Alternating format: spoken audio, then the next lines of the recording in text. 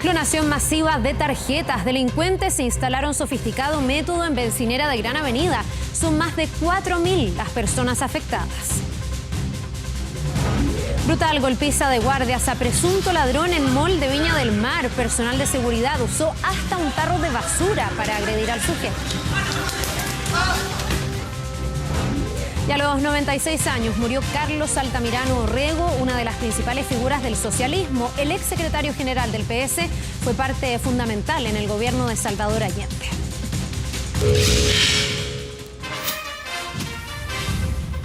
¿Cómo están ustedes? Muy buenas noches y bienvenidos a las noticias. Partimos con esto que es preocupante. Al menos 4.000 tarjetas fueron clonadas desde un servicentro de Gran Avenida. A clientes de distintos bancos le han sustraído dinero desde sus cuentas. Un fraude masivo denunciado por Transbank que terminó con la captura de una banda compuesta por chilenos y extranjeros. Los clientes ahora hacen fila para denunciar y deberán luchar por recuperar su dinero. ¿Cuánta plata le sacaron? 200. 40.000 pesos. 200.000 pesos. Revisa la cuenta y claro, tenía un giro por 200.000 pesos. Desde la noche del sábado, la 12ª comisaría de San Miguel ha estado repleta. La denuncia se repite. Giros hechos desde cuentas corrientes de al menos 6 bancos y también de la cuenta RUT del Banco Estado. A decenas de clientes les comenzó a llegar un mail que los alarmó de inmediato. Recibí un mensaje de texto del banco diciendo que mi tarjeta había sido bloqueada por seguridad. Llegó un mensaje de texto del BCI diciendo que me habían bloqueado la tarjeta, me habían hecho un giro automático por 200.000 pesos. Algo andaba mal y ante la inusual transferencia de dineros de una misma terminal, los bancos comenzaron a bloquear las cuentas de sus clientes. Todos tenían un denominador común. Todos habían cargado benzina en esta Shell del paradero 16,5 de la Gran Avenida. Utilizaron mi tarjeta, mi cuenta RUT, en aparentemente pagar benzina. Yo asocio de que por ahí está la cosa, que regularmente voy a una que queda por ahí en el paradero 16 de Gran Avenida. ¿Usted carga en esa Shell? Sí, es como casi habitual. Yo cargué 2 veces en esa Shell. De hecho, llamé al banco y me dijeron, no, se lo hicieron de la Shell. Y yo dije, imposible, si la Shell no tiene cajero automático, ¿cómo lo iban a sacar? Y me dijeron que me habían bloqueado en forma inmediata la tarjeta. Yolanda vino a estampar la denuncia a primera hora. La dejaron sin un peso. Me habían depositado mi jubilación ahí y me la quitaron toda mi plata y estoy muy desesperada ahora porque no tengo otra entrada más que esa. Como el 28 o 30 de abril eché benzina en la Shell, primera vez que echo ahí. La Superintendencia de Entidades Financieras reportó de inmediato la clonación masiva. La empresa Shell está investigando, pero otorgó un dato clave. El 12 de mayo sufrió el robo de una terminal POS en dicha bencinera. En términos simples, una de estas máquinas de Transbank fue robada, una de las que se presume se hicieron las clonaciones de tarjetas. Según el OS9 de Carabineros, de esta bencinera, entre el 18 de abril y el 12 de mayo, al menos 4.000 tarjetas fueron clonadas desde este lugar, robando la información de quienes cargaron benzina ahí. Y no solo eso, también se presume de otras bencineras de la Gran Avenida y de un restaurante del centro de Santiago. Carabineros cruzó la información y detuvo a la banda de clonadores compuesta por chilenos y extranjeros en el sector de la Plaza Brasil. Ni un peso me dejan. Yolanda está desesperada. Se llevaron toda su pensión. Estoy triste porque me da rabia, porque uno no tiene dónde dejar su plata, si la tiene en la casa igual se la roban. Banco Santander informó a 24 horas que al menos 545 tarjetas de su institución registraron transacciones en dicho lugar. Banco Falabella asegura que según sus registros, 367 tarjetas de este banco están implicadas en la clonación. Pese a los requerimientos, Banco Estado no ha dado reporte de sus afectados. ¿Espera que le responda el banco? Sí, ojalá Dios quiera que me responda el banco. La bencinera sigue operando y recibe solo dinero en efectivo. La banda será formalizada este lunes. Más de 4.000 tarjetas de crédito que pudieran haber sido objeto de falsificación y que en los hechos motivó más de 360 transacciones ilegales que se han logrado establecer. Mientras aún no se sabe el real alcance de esta clonación masiva, una que al menos involucró a 4.000 tarjetas que pasaron por esta bencinera Shell de la Gran Avenida. Sin embargo, no se descarta que otras bencineras también hayan sido vulneradas. Una brutal golpiza recibió un hombre que presuntamente fue sorprendido robando en una de las tiendas del mall Marina Arauco, esto en Viña del Mar. El sujeto recibió golpes de pies y puños y fue golpeado además con objetos contundentes por los guardias de este recinto. Se investiga sobre el origen del incidente y también si es que hubo o no exceso del personal de seguridad. Las imágenes hablan por sí solas.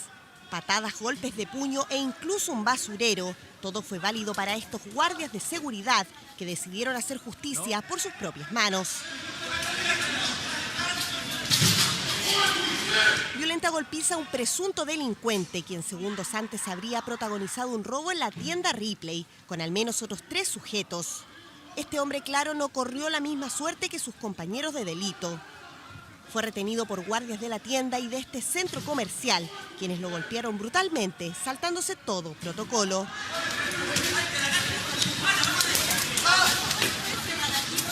Minutos de terror y angustia para las personas que a esa hora se encontraban en el lugar.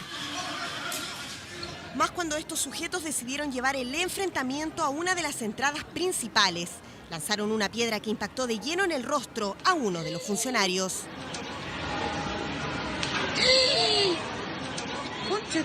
Quizá deberían saber detenerlo, pero no con esa violencia, porque pueden ver a niños. Peligroso, porque nosotros a veces venimos con el bebé también, entonces no sabes con qué te encuentras. Entonces igual es peligroso. La violencia no puede ser tratada con más violencia. Si es que alguien comete un error, deben controlarlo como corresponde, de acuerdo a la normativa vigente. O sea, está bien retenerlo, pero no agredirlo.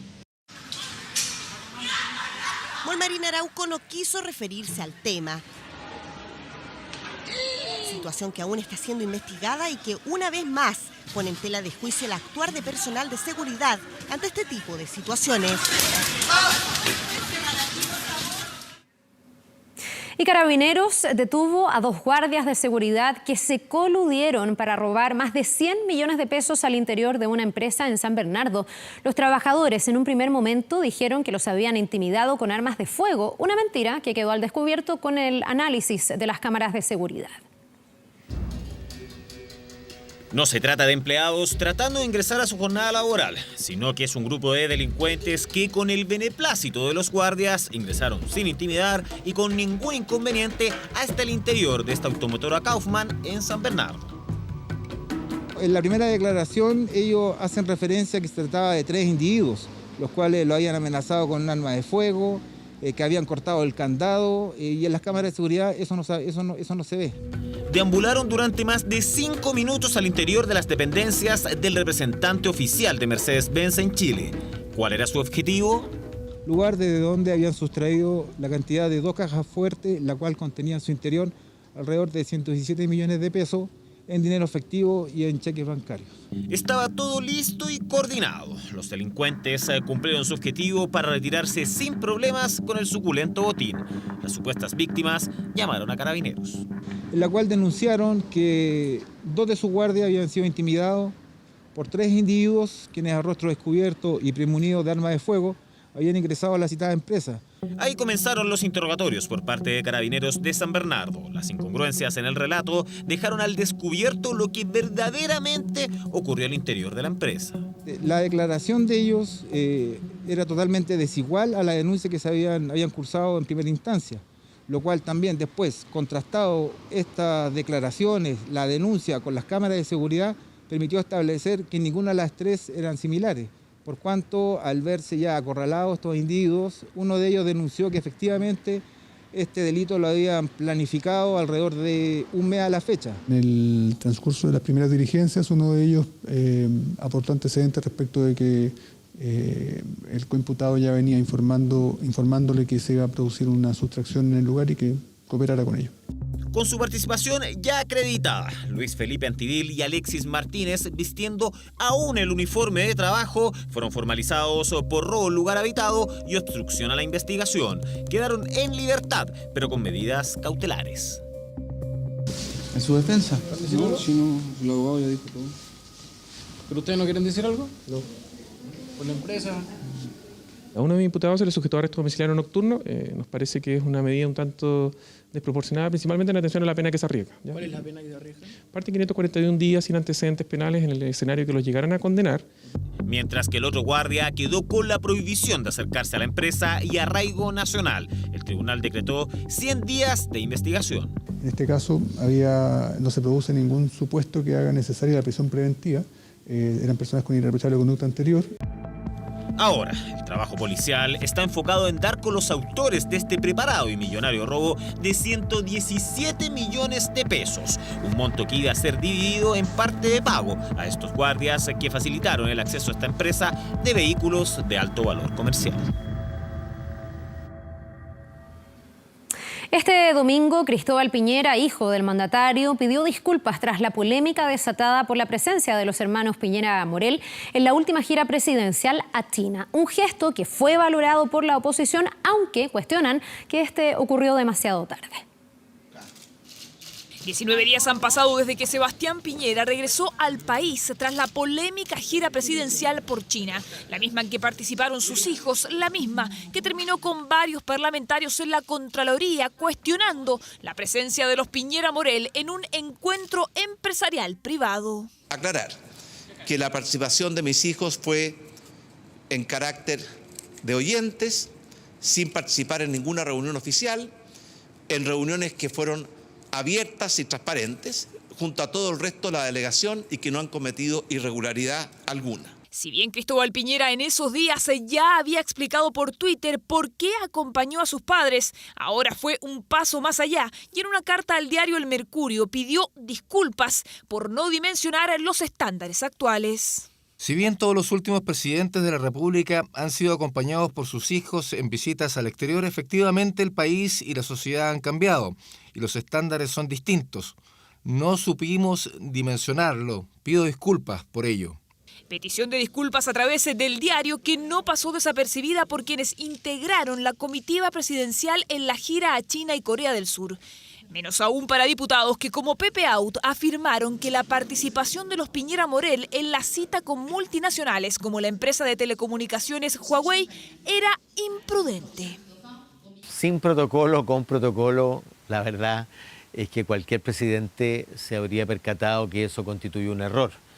De hecho, el presidente Piñera así lo hizo. Desde el primer momento entendió que eso era una completa equivocación.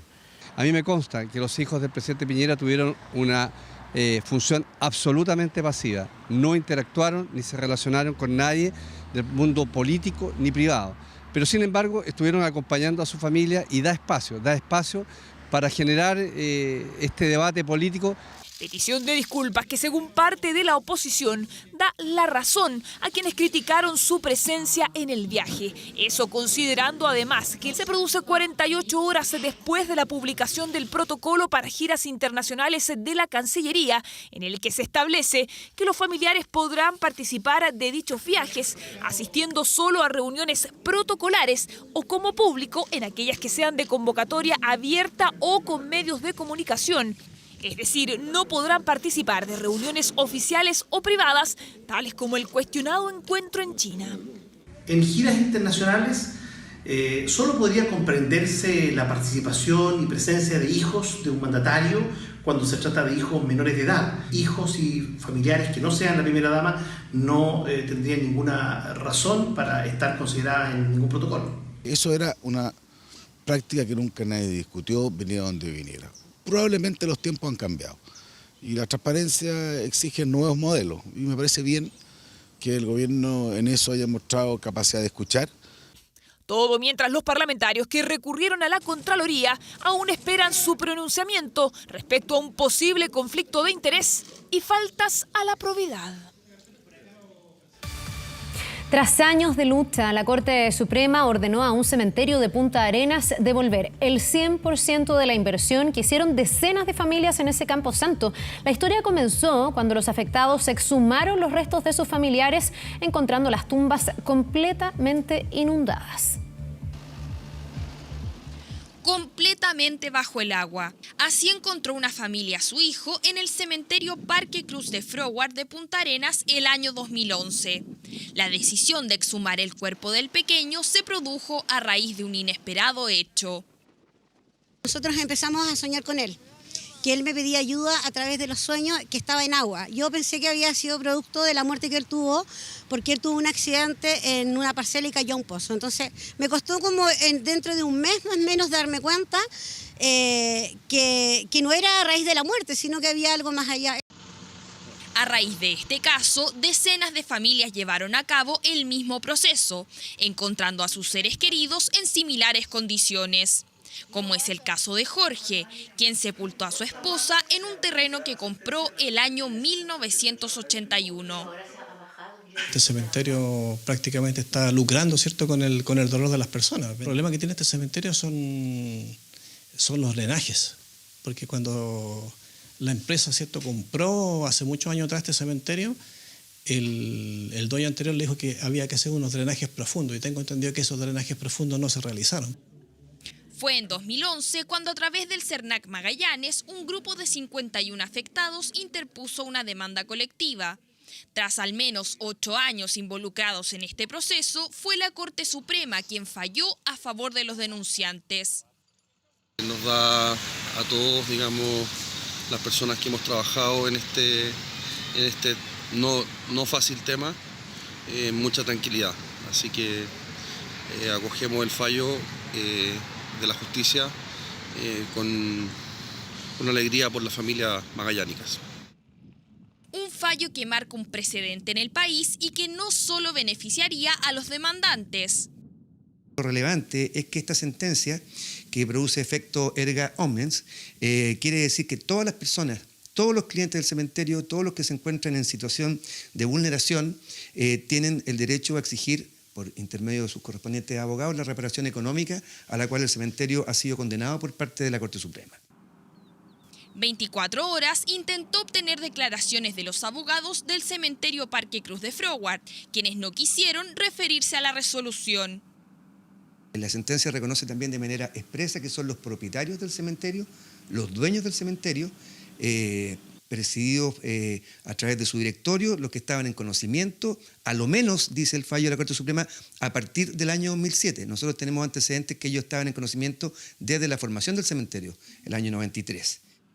Durante los próximos días, la Corte de Apelaciones de Punta Arenas debería resolver si reabre o no otra investigación que existe contra el cementerio por un presunto delito de estafas reiteradas, presentada por las mismas víctimas. Una brutal golpiza a un reo por parte de gendarmes se registró en la cárcel de Concepción. Con sables, los uniformados trataron de reducir a un interno que portaba un arma cortopunzante. Es el patio de la cárcel El Manzano 2. En las imágenes, 2 gendarmes tratando de reducir a un interno. Lo que portan son armas propias de su servicio. El hecho ocurrió el 10 de abril. Óscar Martínez es uno de los gendarmes que aparece en el video, grabado por una de las cámaras de vigilancia del recinto. En su defensa dice que el interno Pedro Jaramillo Chávez portaba un arma cortopunzante. Lo que trataban de hacer era arrebatársela. Acorralamos a un interno que estaba con un arma blanca tratando de agredirnos, lo sacamos del módulo. Yo no veo imágenes donde estemos haciendo uso excesivo de la fuerza.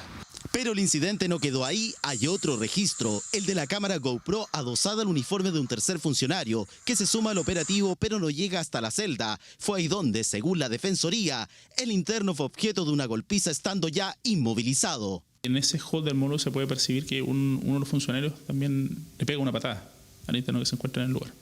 Posteriormente, en otro video, y también concuerda con la versión del interno, los funcionarios los agreden con golpes de pie y puño en diferentes partes de su cuerpo, en un lugar donde no se podía registrar por cámaras de seguridad. La persona que entró con la cámara es obvio, si vienen de una distancia más o menos larga, llegan jadeando al módulo porque son distancias, van corriendo, van con equipamiento, por lo tanto es obvio que se va a traspicar con gas pimienta. Después él graba y ve que ya el interno ha salido. La Defensoría Penal anunció que interpuso una denuncia al Juzgado de Garantía de Concepción y un amparo constitucional para evitar posibles represalias. Un funcionario de gendarmería que estaba obligado a grabar el procedimiento con una cámara GoPro no lo graba directamente, sino que se oculta tras unas mesas de ping-pong, pero se puede escuchar el audio de cómo nos hace percibir golpes en reiteradas oportunidades. La Defensoría Regional de Gendarmería no se refirió en cámara sobre el incidente, solo emitieron un comunicado donde informan el inicio de un sumario administrativo para esclarecer las circunstancias y el motivo de los hechos que hoy son investigados por el Ministerio Público. Bien, seguimos avanzando con otras noticias. Quieren ser comuna, dejar de ser localidad o barrio. Bajos de Mena, Tongoy, Llolleo, Pomaire son solo algunas de las 64 comunidades que tienen el sueño de tener independencia, su propio presupuesto y autoridades. Todo para poder surgir y mejorar así su calidad de vida. Yo pienso que tiene que ser municipio. No, ahí tiene que ser de Puente Alto. Ya, lo mismo el barrio o la comuna. A favor, en contra, con indiferencia o sin opinión formada. Así reciben los vecinos de Bajos de Mena la posibilidad de ser comuna. La verdad no tenía idea al respecto. En todo el país, 64 localidades o barrios han solicitado la separación de su municipio para formar administración propia. El sector que alguna vez fue conocido como el gueto más grande de Chile es uno de ellos. Y esa idea divide a los vecinos. Creo que es bueno quedar como barrio, porque igual el municipio de Puente Alto ha instalado harto recurso para este sector. Deberíamos seguir como estamos, pero sí que hay mucha gente de vulnerabilidad social, o sea, hay mucha gente marginada en cuanto a ayuda, todo, más ayuda social sería ideal. ¿Por qué vamos a cambiar de Puente Alto nomás? Estamos hasta la muerte Puente Alto. El arraigo es una fijación fuerte y duradera para algunos, aunque otros piensan que hay que construir una nueva identidad. Bajo de Mena, teniendo 145.000 personas viviendo acá, es capaz de sostener un municipio, y además entiendo que Puente Alto es demasiado grande y ya no es capaz de poder manejar la cantidad de gente. Que se concentrarían en los problemas puntuales de acá, como la delincuencia, la drogadicción, poder tener mayor énfasis en lo que pasa aquí en Bajo de Mena. Es la comuna más habitada acá hablemos de Santiago. Hay gente suficiente para que se pueda formar una nueva comuna. Alto Hospicio, Cholchol o Alpén lo pidieron y lo lograron en base a criterios técnicos como el crecimiento demográfico, la superficie territorial, el soporte económico. La comuna madre deja de recibir los recursos y se crea también un nuevo fondo para la otra comuna. Por lo tanto, claramente esto tiene que ser un análisis sostenido en el tiempo. Pomaire en Melipilla, Llolleo en San Antonio, Licanray en Villarrica, Reñaca en Viña del Mar o Alto en Loa, en Calama, han sido evaluadas pero no lo han logrado. Y hay un análisis, un estudio que se ha hecho y que claramente demuestra que al mediano y largo plazo es positivo, pero también uno tiene que evaluar todo lo que son los servicios, la infraestructura, lo que es los edificios para la educación, para seguridad como Carabineros. Se destiñó el eslogan con los años, y es que en Tongoy tienen hace décadas ese anhelo constante de crecer, independizarse, desligarse, dejar de ser únicamente el balneario que en la costa debe esperar la venia, la conformidad de Coquimbo. Hay muchas obras de que están inconclusas y nosotros necesitamos despertar en este pueblo esas ganas de seguir surgiendo como pueblo. Sería lo ideal que fuera comuna, porque así no sería tan centralista ir a Coquimbo, hacer trámite a La Serena. Lo ideal es que nosotros tenemos de todo ya para ser comuna. A veces somos el patio trasero de Coquimbo. ¿Por qué? Porque siempre para el turismo, puro Coquimbo. Tongoy es lo que más le da a Coquimbo para que sea más turismo. Cosas que les sobran o nos sirven en Coquimbo, a la municipalidad de Coquimbo o a la ciudad de Coquimbo, llegan acá a Tongoy. Entonces no es la idea. La idea es tener un representante o un municipio, pero tongoyino, que vea la problemática que existe acá. Argumentos recurrentes de quienes defienden la independencia del centralismo comunal. Generalmente las comunas que buscan o sectores que buscan ser comunas es porque se sienten en una zona de rezago que no ha sido considerada en la inversión o en los adelantos, en la infraestructura necesaria. Cualquier persona jurídica o natural puede solicitar la creación de una nueva comuna, pero suelen hacerlo agrupaciones, alcaldes o parlamentarios de la zona. La petición se hace a la Subsecretaría de Desarrollo Regional y Administrativo, pero quien define es el presidente de la República. Creemos que es necesaria una descentralización, pero que vaya acompañada también con recursos, porque no podemos crear comunas más pobres o tanta inequidad que ya existe en muchas regiones. 346 comunas hay en todo Chile. Son territorios que cuentan con presupuesto, patrimonio, personalidad jurídica propia. Se concentran en las necesidades de una comunidad local, en sus vecinos, sus carencias, igual que sus aspiraciones. Esa autonomía cada vez la quieren más.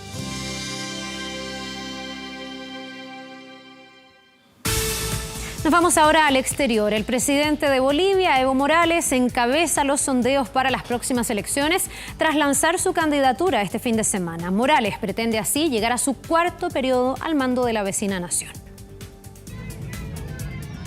Parado sobre la silla de una moto, así llegaba el presidente Evo Morales al acto en el que lo esperaban casi 1 millón de personas según sus propias estimaciones para hacer oficial su candidatura a las próximas elecciones. ¡Que viva Bolivia! ¡Que viva nuestro proceso de cambio! ¡Que viva la revolución democrática y cultural! Morales se encamina a buscar su cuarto mandato luego de 13 años en el poder, enarbolando las banderas del llamado socialismo del siglo XXI y de la recuperación de la soberanía. Yo quiero decirles, estamos aquí concentrados para que nunca más haya base militar norteamericana o de cualquier país en Bolivia, para que nunca más las transnacionales petroleras vuelvan a Bolivia. Con ese discurso, Morales ha logrado consolidar su liderazgo desde que llegó a la presidencia en el año 2006 como el primer presidente indígena de Bolivia, en un país en donde casi el 40% de la población lo es. Este movimiento político no es en base a la plata, este movimiento político no es en base a cierto liderazgo de grupos y de intelectuales, es un movimiento que nace de los más humillados, los más humildes, los más marginados, que era el movimiento campesino indígena originario. Este domingo el diario boliviano La Razón reveló la primera encuesta de intención de voto en la que Morales aparece encabezando con un 38%, seguido del opositor Carlos Mesa con un 27%. Sin embargo, a 5 meses de las elecciones, Morales sigue cultivando su imagen de líder inamovible. Estamos convencidos que este proceso imparable es camino sin retorno y además de eso, con esta concentración, un pueblo invencible. ¿Quién podía concentrar de esta manera? Los evidentes avances económicos de Bolivia, que llegaron con la mano de la nacionalización de los hidrocarburos que ordenó Morales en el 2006 y los logros en la inclusión social, en donde se invierte 4 veces más que antes de que él llegara al poder, choca con el tinte autoritario de su gobierno, que se niega a los nuevos liderazgos.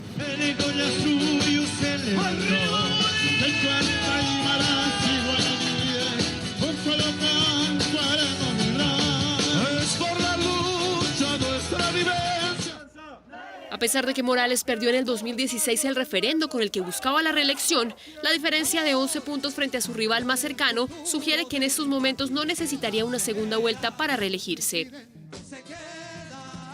Y Bolivia el 21 de febrero de 2016 dijo no más repostulación, exigió que se respete la Constitución que aprobó él mismo más. Ajeno a las críticas de una oposición que califica a su gobierno como un régimen corrupto, Morales logró que en el 2017 el Tribunal Constitucional de su país determinara que era su derecho humano que volviera a postularse a la presidencia. Y esta semana Morales logró lo que para muchos es considerado un apoyo del secretario de la OEA, Luis Almagro, quien estuvo de visita en su país. El tema específico de la reelección.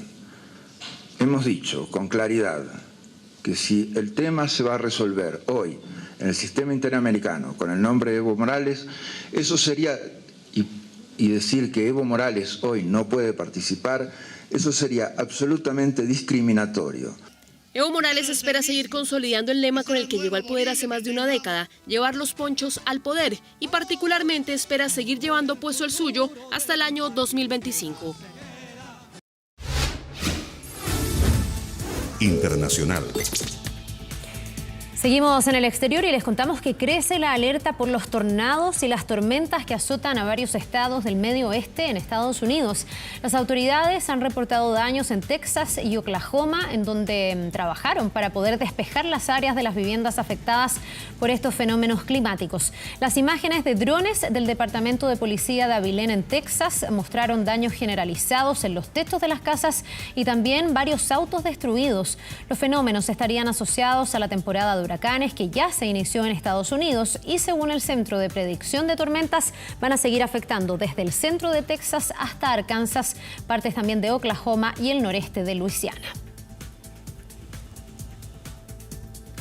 5 muertos dejó un accidente de un jet privado en la isla de Roatán, esto en Honduras. 4 turistas estadounidenses y el piloto de esta aeronave fallecieron cuando su jet se estrelló en el mar después de haberlos recogido en la turística isla de Roatán, en la costa atlántica de este país centroamericano.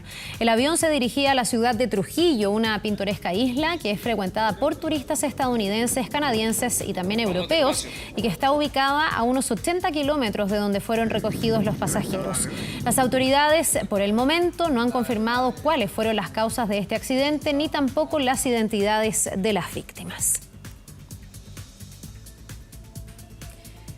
Y al menos 17 heridos dejó la explosión de un autobús de turistas en Egipto, esto cerca de las pirámides de Giza.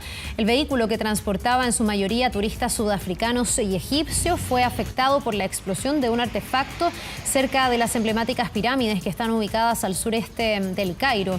El explosivo estaba ubicado en la ruta que circula hacia Giza, cerca del lugar donde se encuentra en construcción el nuevo Museo de Antigüedades Egipcias al pie de estas pirámides. El último ataque de este tipo en esta zona se había registrado en diciembre pasado, cuando 3 turistas vietnamitas y su guía murieron por una explosión artesanal cerca de las pirámides. La industria del turismo, que es crucial para la economía egipcia, se ha visto muy afectada por los atentados y la inestabilidad de la primavera árabe, que se inició en el año 2011 y que concluyó con la caída del dictador Hosni Mubarak, que llevaba más de 30 años en el poder. Y este domingo finalizaron en India las elecciones más grandes del mundo tras una campaña agresiva y también marcada por las noticias falsas. Los comicios legislativos, en los que fueron convocados a las urnas 900 millones de personas, cerraron hoy. Esto luego de 6 semanas de campaña para decidir si el primer ministro nacionalista Narendra Modi logra un segundo mandato. Sin embargo, el recuento de los votos, dada la magnitud de estos comicios, que son los más grandes del mundo, como les contábamos, se va a iniciar apenas el próximo jueves y los votos van a permanecer resguardados en salas acorazadas y vigiladas con guardias y también con cámaras. Los sondeos a boca de urna afirman que Modi habría logrado la victoria, pero con una mayoría parlamentaria menor a la que ya tenía. La magnitud de estos comicios hizo que fueran varias las jornadas de votaciones desde el pasado 11 de abril en más de 1 millón de puestos de votación en un país que tiene 1.300 millones de habitantes.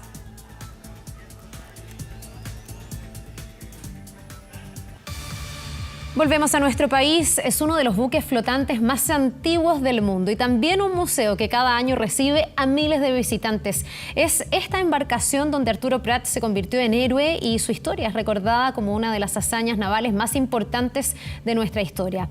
Viajamos a Talcahuano para recorrer los rincones y los secretos del monitor Huáscar.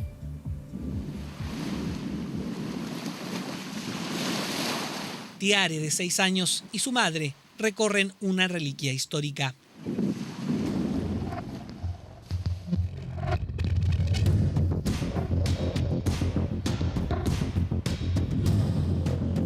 Fabricado en Inglaterra en 1865, el acorazado clase Monitor Huáscar es la personificación de la historia, flotando en la bahía de Concepción. Para su tiempo era una nave moderna, en una época donde los buques de combate no eran muy diferentes a las naves piratas del siglo XVIII.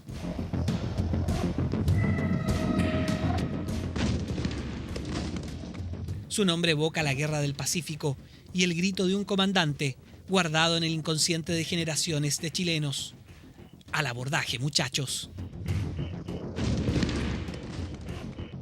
Una estatua a metros de la reliquia histórica inmortaliza ese grito de combate del capitán Prat. escuchado por su tripulación en 1879 y repetido hasta nuestros días. Fue en 1951 cuando se decidió restaurarlo a su estado actual, que corresponde a cómo estaba en su último servicio para la Armada de Chile en 1897. Se lo resguarda como la joya que es. El nivel de mantenimiento es bastante exhaustivo, se le hace mantenimiento durante todo el año y al igual que un buque de nuestra Marina tiene un proceso de mantenimiento en dique, acá en nuestro astillero en Talcahuano. Se trata de una mantención mayor para asegurar que la reliquia histórica siga siendo el segundo museo flotante más antiguo del mundo en operación.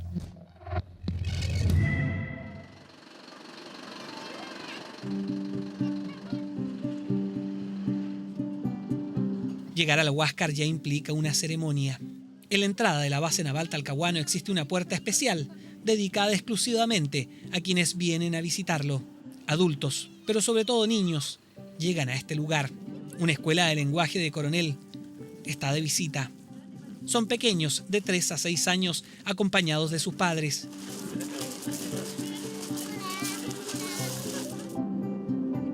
Deben esperar la balsa que conecta al histórico buque con la costa. Sirve para empezar a hacerse una idea de lo que implicaba la actividad naval en el siglo XIX. Bárbara trae a sus niños para acercarlos a la historia de Chile. Y qué mejor que ellos puedan vivirlo con una experiencia que es real. Más imágenes, que puedan conocer todo lo que está aquí en el Huáscar. Miradas infantiles que se acercan a un buque del que han escuchado en clases, que de pronto se vuelve real y palpable.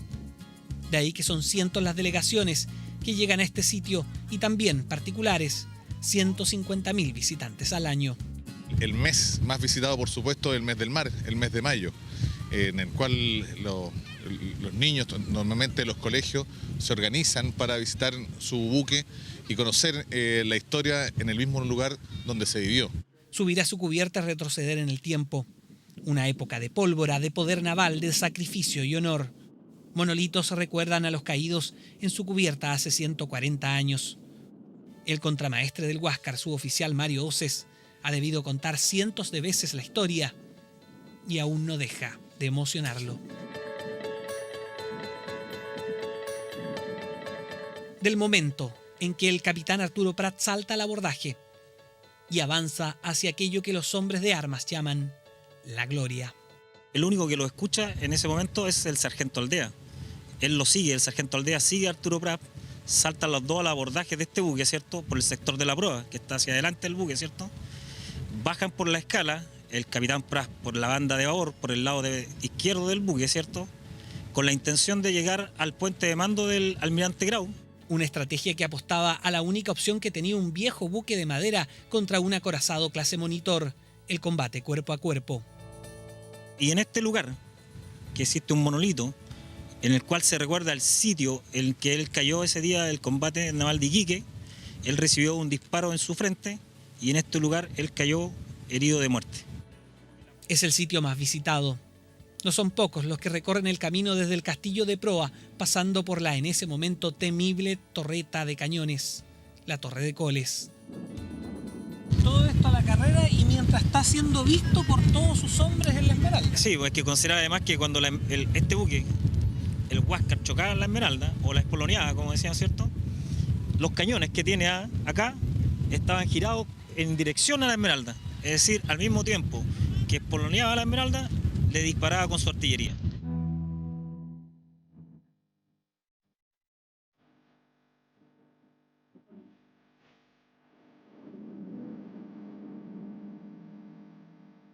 Bajo la cubierta y los sitios llenos de historia está el museo en sí.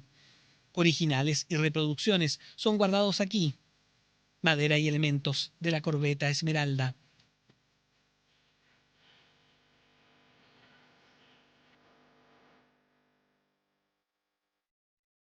Existen algunos artefactos que pueden ver que están hacia ambos lados, entre medio de las pinturas, de las reproducciones de pintura que son antiguas. Copias de las cartas de los protagonistas del combate naval de Iquique. Esquemas y gráficas de las naves participantes. además de un acceso privilegiado a los mecanismos que hacían tan temible al Huáscar del almirante Grau. Un lugar especial tiene el camarote del comandante. Ahí se rinde homenaje al caballero del mar, Miguel Grau Seminario, el mismo que en una sentida carta envió los elementos personales de Prat a su viuda, el mismo que con su poder naval reducido a la mitad fue la pesadilla del mando chileno por 8 meses, antes de ser capturado en un sangriento combate. Lo que te mostré, las balas que estaban ahí, esas son las que colocaban ahí. Para los visitantes, una experiencia que la mayoría quiere compartir. Yo había venido cuando estaba chica, sí. Y mi recuerdo era que era un barco muy grande y yo había quedado pero fascinada cuando vine. Y quería que mi hija igual tuviera esa experiencia. Es lejos el museo más visitado de la región del Biobío. La joya de la base naval Talcahuano. Un guerrero de otra época que descansa en la bahía de Concepción. Dispuesto a ser recordatorio para las nuevas generaciones que hubo gente que vivió y murió por su patria.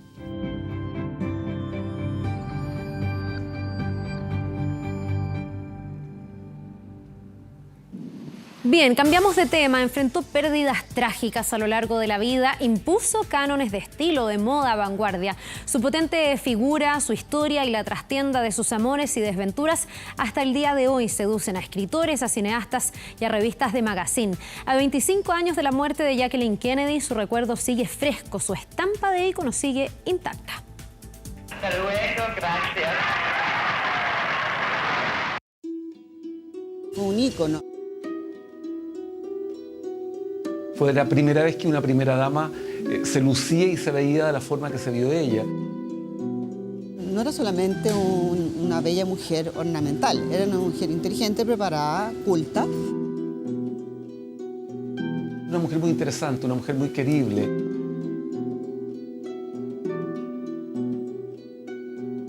Se convierte en esta especie de reina, como le pusieron, Camelot. El 19 de mayo de 1994, mientras dormía, Jackie Kennedy murió tras un cáncer linfático. La primera dama de Estados Unidos que también se convirtió en un ícono de estilo, una musa inspiradora de la moda, carismática, influyente, elegante. A 25 años de su muerte, series, miniseries, documentales y películas se han rendido a su historia, sus amores y también sus desventuras. Es un personaje muy rico como para trabajarlo dramáticamente, pero creo que todavía no ha sido abordado. What was real? What was performance? De la mano del director chileno Pablo Larraín, fue Natalie Portman la última hasta ahora en llevar a la pantalla grande un pasaje de la vida de la esposa de JFK. El personaje de Jacqueline Kennedy es tan difícil de aprehender que la opción que tomó Pablo Larraín es interesante.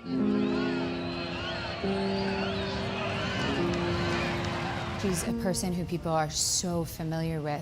They know exactly how she looked and how she sounded and how she moved. And so you want to get all of those things as right as you can and then fill it in, of course, with your own imagination because no one really knew her. No hace exactamente un biopic.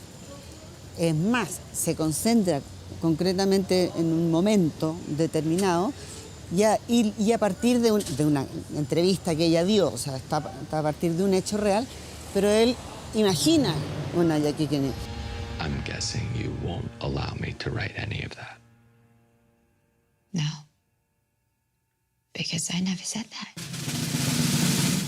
Fotógrafa y editora literaria, también su armario ha sido estudiado, conmemorado, aplaudido y referenciado por la industria de la moda. El trabajo que hicieron los diseñadores que estuvieron cerca de ella, casi siempre eran diseñadores europeos, muy pocos americanos que la acompañaron en esto.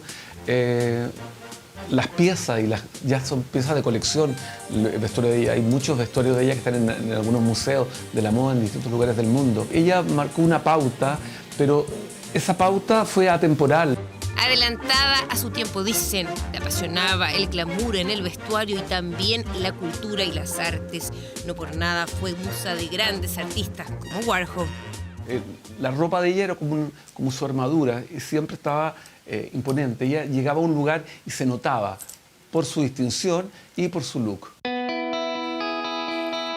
Una mujer con garbo, historia y material que ha trascendido su época. A 25 años de su muerte, su magnetismo está intacto.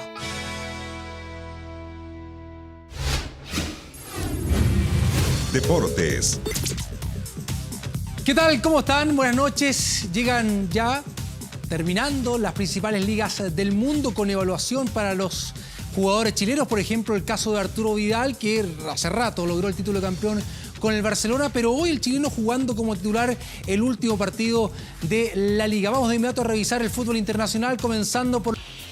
Ejecútase penal el 4-1. Napoli segundo con 79, asegurando ya hace rato ese lugar. Inter cuarto, todavía no asegura clasificación a la Champions de la próxima temporada. En Italia, donde también el título de campeón fue para la Juventus, recordemos, y en esta penúltima fecha juega con Atalanta Josip Ilicic. El esloveno lograba el 1-0 para la visita. Y a los 35 del segundo tiempo, Mario Mandzukic, que define muy bien para el 1-1. Atalanta, que lleva una gran campaña esta temporada, está tercero con 66.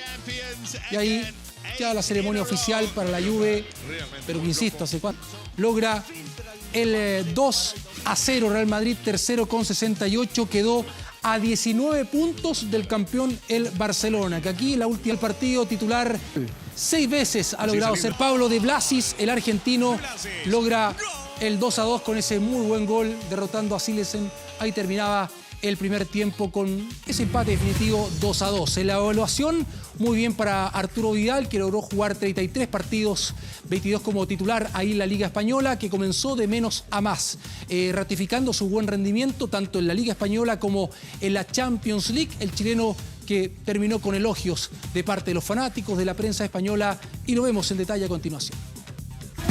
Deja cómo finalizó la Liga Arturo Vidal, con confianza, siendo un pilar fundamental con el... Arturo Vidal presentado oficialmente como el nuevo refuerzo del Barcelona ahí en el Camp Nou. Estoy muy feliz de verdad de estar acá en el mejor equipo del mundo, feliz, y a empezar a entrenar luego nomás. Desde el primer día como blaugrana comenzaron los cuestionamientos al volante chileno. Su nivel en aquellos meses causaba múltiples dudas. Los catalanes decían eso, que no tenía el ADN Barça. Bueno, debe de tener paciencia, ¿no? Es un equipo que ya está rodado y para entrar en la dinámica pues tiene que pasar un tiempo. El Barça tiene muy buenos jugadores, muy buenos peloteros, y yo creo que él tiene que asumir un rol más de segundón, seguramente. No creo que juegue demasiados minutos. Muchos minutos sentado en el banco tuvo que esperar Vidal en un comienzo, algo que lo tenía inquieto y sumamente molesto. De ahí nace el episodio del famoso emoticón. Uno viene acá a hacer un aporte, no a quitarle o a hacer problema a un equipo tan importante. Así que fue un poco de calentura, pero ya pasó. De a poco fue sumando más y más minutos. Con su estilo guerrero comenzó a ganarse la camiseta de titular. Y no solo eso, con actuaciones destacadas, siempre era de los más importantes de su equipo. Él tiene un carácter que es absolutamente competitivo, él lo da todo. 3 goles y 7 asistencias fue el saldo del Rey en la Liga, que terminó este domingo para Vidal, el volante con mejores números a pesar de jugar menos partidos. Esto demuestra que el chileno no solo es despliegue y fortaleza, también sabe con la pelota en los pies. Arturo está siendo un jugador fundamental. Se acabó la primera Liga Española para Arturo Vidal, aún le queda la final de la Copa del Rey ante Valencia. El saldo es positivo, el Rey supo dar vuelta a una situación adversa, tal como lo cuenta su historia de vida. Arturo Vidal nuevamente le torció la mano el destino. Un jugador, sí, que estará en la nómina de Reinaldo Rueda para la Copa América, Arturo Vidal. En duda, Alexis Sánchez. Hoy un diario británico publica en su edición que Alexis Sánchez no va a estar en la Copa América, que se va a ausentar, va a tener un descanso, ¿sí?, para seguir en la próxima temporada en el fútbol italiano. ¿Será esto cierto? Yo creo que no hay que prescindir de Alexis Sánchez y sería muy bueno, una excelente instancia esta de Copa América para recuperar confianza, para estar mejor anímicamente de que pueda estar en la selección chilena en la Copa América.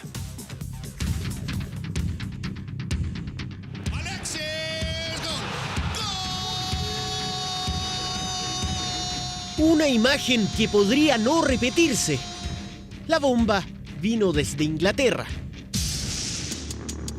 Según el diario The Sun, Alexis Sánchez volvería a Manchester antes del 2 de julio con el fin de prepararse para nuevos desafíos. No ha tenido la continuidad que todos esperábamos por uno u otro factor. Las fechas no calzan. El chileno volvería incluso antes de que comience la pretemporada de los Diablos Rojos en los primeros días de julio, lo que impediría que el Niño Maravilla esté en Copa América.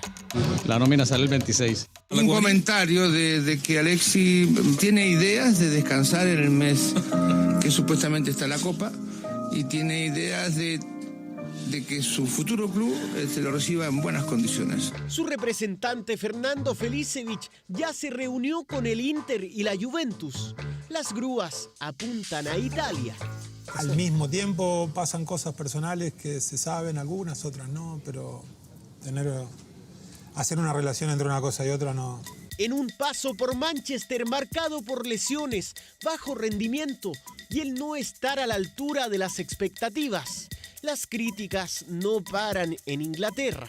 Una cosa es gustarte el fútbol y otra cosa es amar. Y cuando amas algo y lo haces con pasión y eres bueno...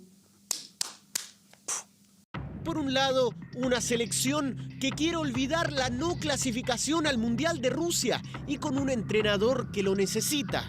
Por el otro, privilegiar su carrera y llegar en óptimas condiciones a su nuevo club. El goleador histórico de La Roja se juega sus cartas para ser el de antes.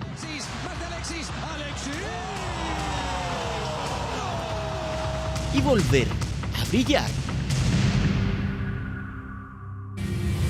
Finalizó hoy la fecha 13 de la primera edición del fútbol chileno, la gráfica con los resultados.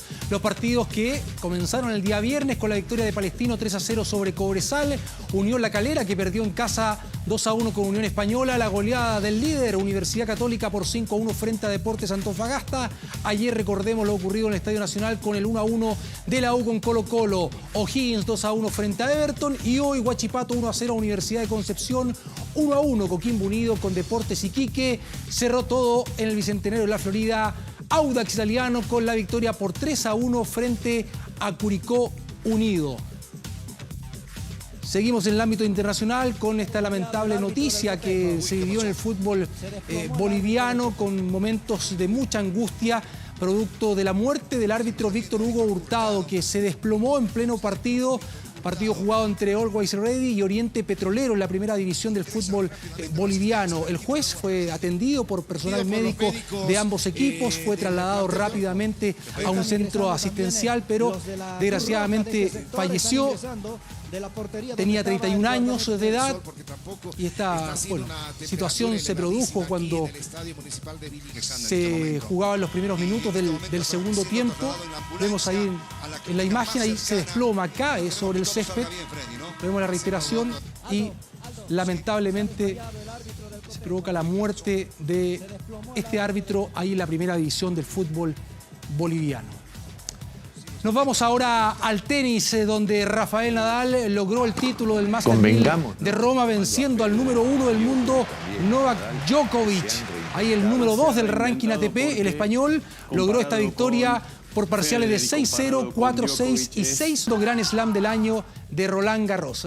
Qué manera ahí para Rafa Nadal, logrando la victoria frente al número 1 del mundo. Con esto nos vamos a la pausa. Ya vuelve Carla Zunino con más información acá en 24 Horas Central.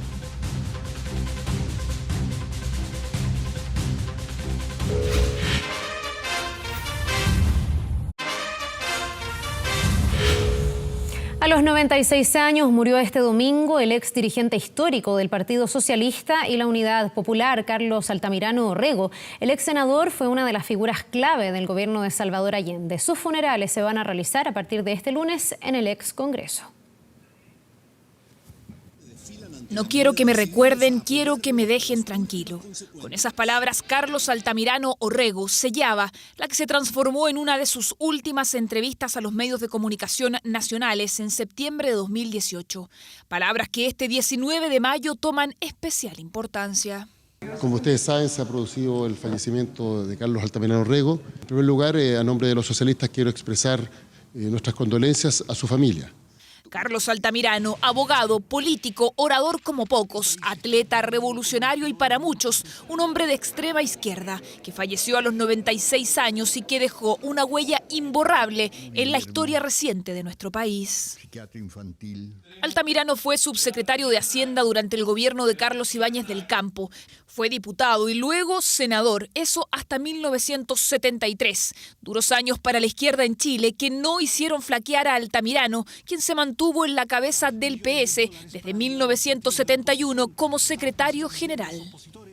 El líder socialista Carlos Altamirano afirma que el golpe se ataja creando poder popular y llama a los marineros de la Armada a sublevarse. Recordado es el discurso que Altamirano, solo 2 días antes de la llegada de la dictadura a nuestro país, el 9 de septiembre de 1973, pronunció en el entonces Estadio Chile. Somos la vanguardia del proletariado. Estamos preparados para resistir cualquier golpe. Chile se va a convertir en un nuevo y heroico Vietnam. Discurso que según algunos se transformó en uno de los grandes detonantes del 11 de septiembre. No hay un proceso histórico de alguna trascendencia que no entrañe un alto nivel de locura, de irresponsabilidad y sobre todo de utopía. Utopía y consecuencia que según sus compañeros de partido estaba presente en cada una de sus acciones, que lo llevaron a debatir constantemente con Allende, pero también, así lo refleja una de las portadas del Mercurio, bajo el título Ubicar y Detener, una publicación que años más tarde recordó en el documental El peso de la historia de su hijo Juan Carlos Altamirano.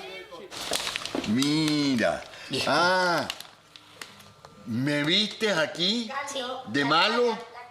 ¿Viste cómo me perseguían? Perseguido político que, como muchos otros, terminó viviendo en la clandestinidad y luego en el exilio, vía de escape con ruta por Argentina y que tuvo como destino final la República Democrática Alemana, gobierno que, según su relato, montó un verdadero operativo para su salida de Chile. Venía con los maletines puestos en primer lugar de la maleta y atrás, muy encluclillado y enredado, estaba yo. Protagonista de divisiones y encuentros, un provocador que desde el exterior en la década de los 70 ayudó a renovar su partido y a lograr el entendimiento con la oposición para formar la concertación de los partidos por la democracia. Reconozco y acepto el veredicto mayoritario expresado en el día de ayer por la ciudadanía. Años después, en 1993, se regresó a Chile bajo el gobierno de Patricio Aylwin. No me cabe en la cabeza que ni siquiera un hombre derecha piense de que ocurrían los crímenes que ocurrían en Chile y el dictador ignoraba absolutamente lo que ocurría en el país. Los míos, los nuestros, los de la Unidad Popular eran errores políticos, no horrores y crímenes y torturas inenarrables que el mundo está condenando. Tras ello se mantuvo más alejado de la política, pero siempre pendiente del rumbo del Partido Socialista. Altamirano sabía hacia dónde debía caminar el socialismo, siempre fue enfático en señalar que los tiempos cambiaron y que las ideas de la izquierda estaban entre los ecologistas, los defensores de los derechos humanos y tantos otros. Decidido a alejarse de los cargos públicos, hizo un alto para asistir al funeral de Patricio Aylwin, para ejercer como su guardia de honor, un momento que hoy recuerda el diputado Walker. Tuve el honor de recibir en el Congreso a Carlos Altamirano cuando fue a dar sus condolencias por la muerte del presidente Aylwin. Nos dijo, él estaba en lo cierto y yo estaba equivocado. Fundamental en la renovación socialista. En todo caso he sentido mucho la muerte de Patricio. ¿En el pasado tuvieron diferencias? Ahora, en este momento... Muchas diferencias. Yo era muy peleador. ¿Y en este minuto quiso acompañar? Sin saberlo, esas declaraciones se convirtieron en una de las últimas imágenes públicas de Carlos Altamirano Orrego, que lo mostraron junto a la clase política, que lo mostraron como un provocador, pero también como un reconciliador. Uno que fue capaz de reconocer públicamente sus errores, de enfrentar los cambios y de pedir con humildad y sinceridad que prefería no ser recordado, pues solamente aspiraba a que tras su muerte lo dejaran en paz.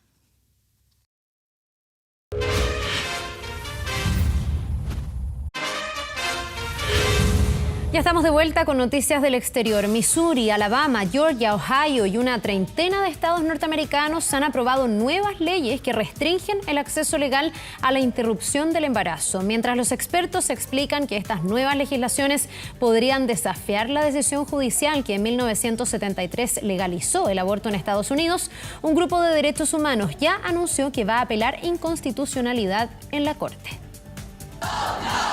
Vota no ahora. Fue la consigna con la que se manifestaron cientos de personas por los pasillos del Capitolio de Missouri. Solo unos minutos después se cumplió lo que tanto querían evitar. El Estado aprobó una ley que prohíbe el aborto después de las 8 semanas de gestación. No tengo palabras para describir esto. Se siente como si le estuviéramos fallando a la gente. Estamos dedicados al derecho a la vida y es lo que todos deberían hacer. Missouri se sumó así a la lista de más de 30 estados norteamericanos que en los últimos meses han aprobado leyes contra la interrupción del embarazo. Las nuevas legislaturas buscarían presionar la decisión judicial de la Corte Suprema de 1973, conocida como Roe versus Wade, que legalizó el aborto en todo el territorio estadounidense. Es seguro que serán un reto para la Corte Federal, pero si la historia sirve de guía, serán bloqueadas por la Corte. Hace solo unos días fue Alabama la que anunció la ley más restrictiva hasta el momento. Las causales de violación e incesto ya no son argumento suficiente para que una mujer interrumpa su embarazo. Y si un médico decide practicarlo de igual forma, arriesga 99 años en prisión. La ley, que ya fue aprobada por la gobernadora, ha sido duramente criticada por los residentes. Creo que es una vergüenza, creo que es realmente terrorífico que estemos retrocediendo con nuestras políticas. Creo que una mujer debería poder decidir si quiere tener un bebé, pero solo durante las primeras semanas de gestación. Otros estados que forman parte de estos cambios son Georgia, Kentucky y Ohio, los que aprobaron leyes denominadas como del latido del corazón, lo que significa que si se detecta un latido, es ilegal interrumpir el embarazo. Georgia fue uno de los últimos estados en aprobar esta nueva medida, causando una fuerte tensión en las calles. Ellos merecen justicia y eso es lo que vamos a hacer. Debemos proteger la vida en todas sus etapas. Tenemos un gobernador que está decidido a limitar el acceso y alejarlo cada vez más para las mujeres que lo necesitamos. El aumento de estas nuevas normas ocurre después de que la Corte Suprema girara hacia la derecha, tras la llegada de 2 nuevos jueces conservadores sugeridos por el presidente Donald Trump. Pero este creciente movimiento anti-aborto no ha dejado indiferente a nadie. El grupo Unión Estadounidense para las Libertades Civiles ya anunció que demandará a todos los estados que restrinjan la interrupción del embarazo. Nos estamos preparando con nuestros abogados, locales y nacionales, y con nuestros colegas para demostrar todas las formas en las que estas leyes son inconstitucionales. A la lucha ya se unieron diferentes personalidades famosas, como las cantantes Lady Gaga y Rihanna, y las actrices Busy Phillips, Alyssa Milano, Yamela Jamil y Michelle Rodríguez. Con manifestaciones en Alabama, Ohio y Georgia, miles de mujeres han salido a las calles para criticar las nuevas leyes antiaborto que se han aprobado en el país. Hasta el momento, ninguna de las nuevas legislaciones ha entrado en vigencia, por lo que durante los próximos meses, Estados Unidos se dividirá en la lucha por los derechos humanos, dependiendo del lado desde el que se mire.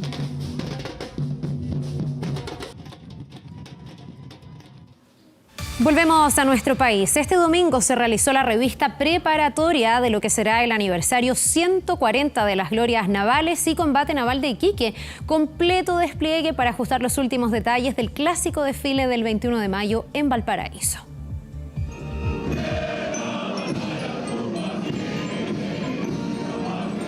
Cuenta regresiva para una nueva conmemoración del combate naval de Iquique y las glorias navales. Tradicional evento que cumple su versión número 140 y que este 21 de mayo cobrará vida en el histórico desfile por las calles de Valparaíso. Después de las prácticas individuales que realiza cada una de las unidades de formación, se realiza esta que es la práctica conjunta y se denomina práctica preparatoria porque ya se afinan los últimos detalles. Las fuerzas están conformadas por 1.997 efectivos de Armada, Ejército, Fuerza Aérea y Carabineros. Práctica naval que se efectuó a partir de las 10 en punto. Familias que pese al frío de la mañana llegaron hasta la Plaza Sotomayor para ser parte de este ensayo. Así es el caso de don Rubén, quien viajó desde Concepción acompañado de su esposa e hija para desfilar como invitado especial. Emoción a flor de piel para recordar lo que, según él mismo dice, fueron sus mejores años de servicio. Para mí es un tremendo orgullo estar nuevamente en estos lugares. Feliz en realidad de encontrarme acá y ver tantos pupilos. A lo mejor en realidad se van a recordar de este instructor que estuvo en realidad en la escuela de grumete con mucho orgullo, mucho honor. Bueno, venimos de Concepción a que él viva o recuerde la experiencia que tenía en esos años con su grumete, que para él siempre ha sido como su segundo hijo. Pero al igual que esta familia, fueron decenas las personas que llegaron a este concurrido lugar. Es una tradición que no debe perderse porque es un honor a la patria también, pues. Es bueno, bonito. A mí me encantaba cuando mi hija chica salíamos corriendo a la calle para ver pasar los marinos. Para él fue toda su vida.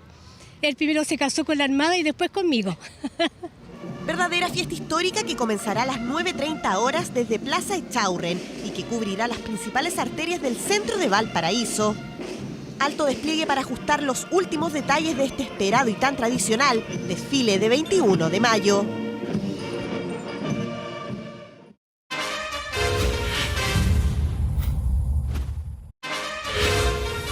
Una serie de irregularidades quedó de manifiesto por la celebración del Día del Trabajador en el nuevo Hospital Regional de Antofagasta, un hecho que generó investigaciones, en el recinto hospitalario. Este fue el asado que desencadenó todo. Un festejo por el Día del Trabajador dejó en evidencia las graves irregularidades cometidas por los funcionarios del nuevo Hospital Regional de Antofagasta. A esto sumándole la presencia de moscas y la suspensión de más de 14 cirugías en el recinto. Una completa situación que indignó al Colegio Médico de la ciudad, quien denunció estos hechos. Se desarrolló el 1 de mayo un asado, ¿no? Y de acuerdo a lo informado por la concesionaria del hospital de Antofagasta siglo XXI, se detectó la alarma de incendio y se produjo, digamos, como si hubiera un incendio dentro del hospital. Esta es una alarma.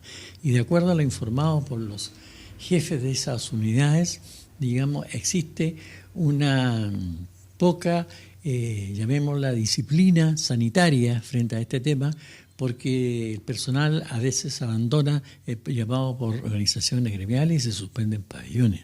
Y eso no es posible que ocurra.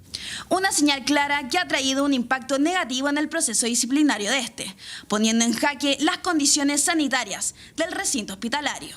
Nosotros tuvimos un registro gráfico de lo que había pasado en el caso del 1 de mayo, tenemos elementos bastante objetivos y eso da cuenta de una investigación en la cual el fiscal tomará las determinaciones o medidas disciplinarias que están contempladas en el estatuto administrativo y como tiene que ser una señal para todos nosotros, el resto de los funcionarios que estamos acá. Una alarma que busca evitar riesgos, un llamado a atención en quienes pueden poner en peligro la salud de los pacientes por una mala utilización de espacios y un simple descuido.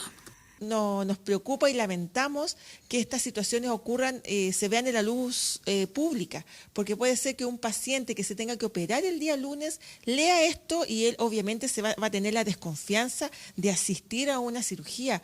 Imagínese hablando de moscas, hablando de humo, hablando de todas esas situaciones que en el fondo alertan a una persona, cualquier persona puede asustarse. Preocupación que asusta. Un sumario administrativo que está en marcha, buscando arduamente a quienes son los responsables de tal reprochable acción. Lo que sigue le va a gustar a los niños, pero también nos va a gustar a los papás. La Copa América se acerca y los supercampeones, ¿se acuerda de ellos? Van a estar en la pantalla de TVN en su bloque infantil. Esta serie cuenta la historia y el camino que recorre Oliver Atom para transformarse en uno de los mejores futbolistas del mundo. La serie fue creada por Yuichi Takahashi en 1981, pero lo que se va a emitir va a ser una versión remasterizada en la que se incluye un contexto más actualizado, también la tecnología y también dimensiones de la cancha que sean más realistas.